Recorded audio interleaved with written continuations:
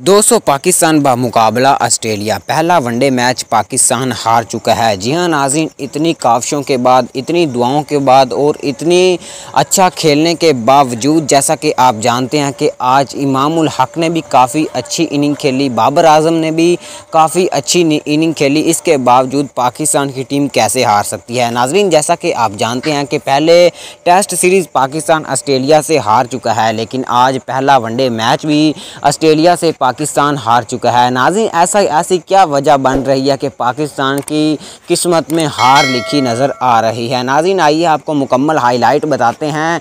नाज़रीन, जैसा कि आप जानते हैं कि बाबर आजम ने भी 50 बनाई और उसके बाद इमामुल हक ने भी सेंचुरी बनाई और काफ़ी अच्छी इनिंग खेली और काफ़ी अच्छे रन भी बनाए। इसके बावजूद Pakistani team all team out हो गई और 88 रन पर पाकिस्तान की टीम हार गई और ऑस्ट्रेलिया की टीम ने इस मैच को विन कर लिया, जो कि पाकिस्तान के लिए बहुत ही शर्मनाक और इबरतनाक शिकस्त साबित हुई।